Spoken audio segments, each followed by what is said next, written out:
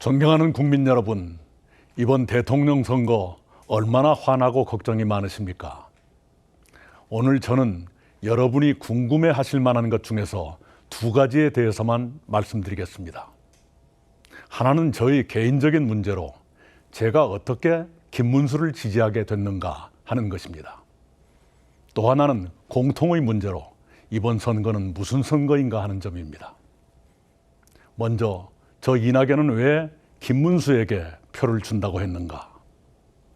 저도 일주일 전까지도 김문수 지지를 상상하지 않았습니다. 김문수와 저는 같은 대학교의 입학 동기지만 단과대학이 달라 한 번도 만나지 못했습니다. 학교에서나 사회에서나 가는 길이 달랐고 중년이 돼서 정치판에 들어간 뒤에도 진영과 이념이 달랐습니다. 기본적으로 출신 지역이 영호남으로 갈렸고 주변도 달랐습니다. 이번에 저는 선거와 거리를 두고 조금 편히 지내고 싶었습니다. 저희 가족들도 제가 그러기를 바랐습니다. 만약 제가 김문수를 지지한다면 저희 고향 사람들과 옛 동지들은 화를 내실 것이 분명했습니다.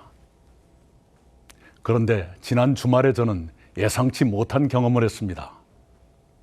저는 조용히 생각을 정리하려고 사흘쯤 서울을 떠나 있었습니다. 그때 저는 길을 걷다가 모르는 사람들과 마주치곤 했습니다. 놀랍게도 꽤 많은 분들이 저를 붙잡고 하소연하셨습니다. 이 나라가 어떻게 되는 겁니까? 이 총리께서 어떻게 좀 해보세요. 그런 하소연이었습니다. 저는 대한민국이 괴물 독재 국가로 추락하지 않도록 하는데 조금이라도 도움이 돼야겠다고 결심하게 됐습니다. 그리고 괴물 독재 국가를 막으려면 부득이 김문수가 필요하다고 고심 끝에 결론지었습니다. 인간 김문수도 다시 살펴보게 됐습니다. 그는 저와 같은 날 같은 대학교에 입학했지만 졸업은 저보다 20년이나 늦었습니다. 그는 입학 직후부터 노동운동에 뛰어들어 학교에서 제적되고 감옥도 들락거렸습니다. 그는 중년에 김영삼 대통령의 발탁으로 정치에 입문해 국회의원을 3번, 도지사를 2번 했습니다. 그런데 지금도 봉천동 25평 아파트에 삽니다. 그에게는 제 마음에 들지 않는 것도 있습니다. 때로 극단적 인식을 드러내거나 광화문 목사님과 가까운 것이 제 마음에 걸렸습니다.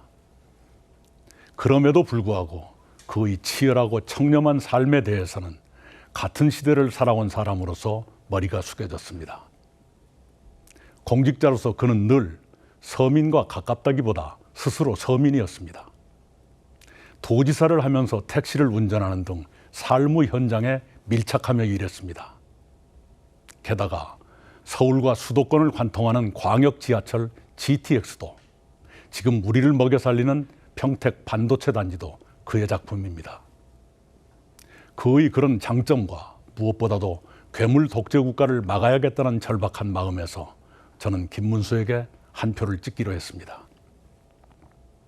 괴물 독재 출현이라는 국가 위기 앞에서 우리 모두는 진영과 이념과 지역의 차이를 뛰어넘어야 한다고 생각했습니다. 제가 편히 지내겠다는 마음도 버려야 했습니다. 그래서 제가 몇 차례 만남을 거절했던 김문수를 만났습니다. 그와 저는 국민 통합을 위한 공동정부를 구성해 운영하고 개헌을 매듭지어 3년 안에 제7공화국을 출범시키고 퇴진한다는데 합의했습니다. 다음, 이번 선거는 무슨 선거인가를 말씀드리겠습니다. 더불어민주당은 내란 심판의 선거라고 말합니다. 옳습니다. 윤석열 전 대통령의 시대착오적인 비상계엄 선포는 심판받아 마땅합니다. BTS의 노래가 빌보드 차트를 석권하고 영화 기생충이 아카데미상을 받은 대한민국이 한밤중에 비상계엄을 선포하는 나라로 추락한 것은 용서할 수 없는 일입니다. 민주당은 비상계엄을 신속히 해제하고 윤석열 전 대통령을 단기간에 파면하는 데 앞장섰습니다. 그런 민주당이 만약 법적 도덕적으로 시비할 것이 없는 후보를 내놓았더라면 이번 선거는 내란을 심판하고 국가 미래를 설계하는 아름다운 선거로 깔끔하게 진행됐을 것입니다. 그러나 민주당은 12개 범죄 혐의를 하나도 벗지 못한 사람을 후보로 내놓았습니다.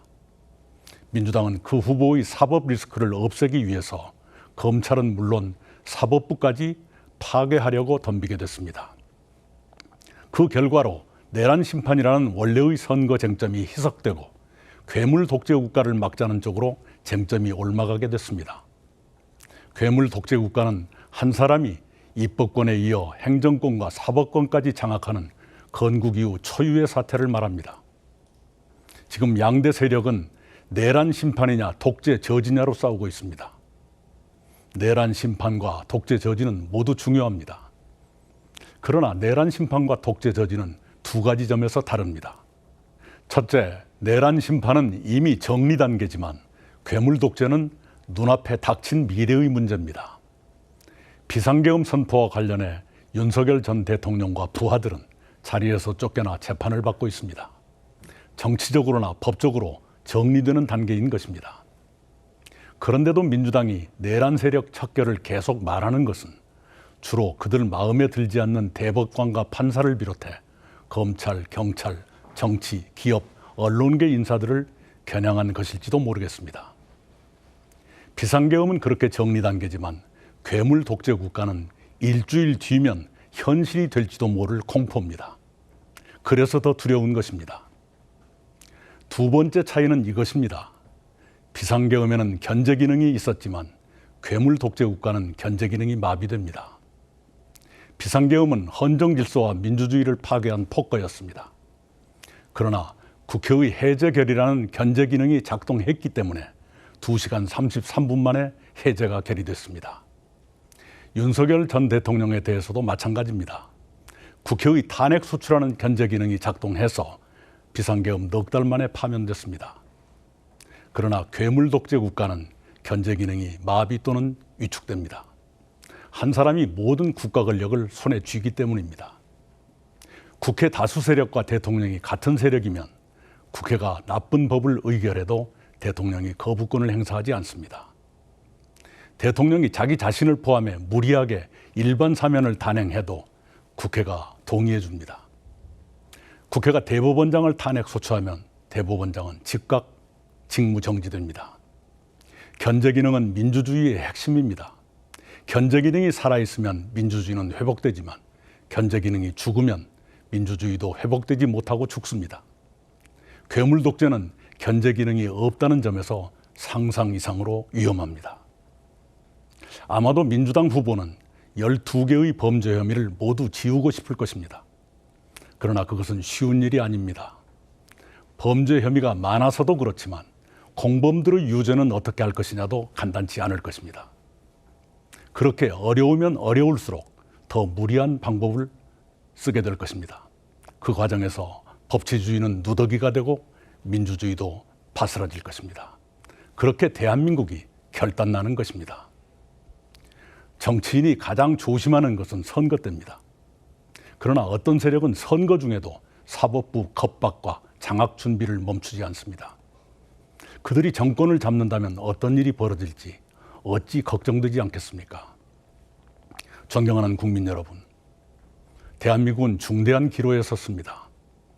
어렵더라도 3년만 준비해서 새로운 희망의 제7공화국으로 넘어갈 것이냐, 아니면 한 사람이 모든 국가 권력을 장악하는 괴물 독재 국가로 추락할 것이냐의 기로입니다. 부디 괴물 독재 국가의 출현을 막고 희망의 제7공화국으로 함께 건너가기를 바랍니다. 그러자면 국민 여러분 한 분도 빠짐없이 투표에 참가해 주셔야 합니다. 사전 투표도 많이 이용하십시오.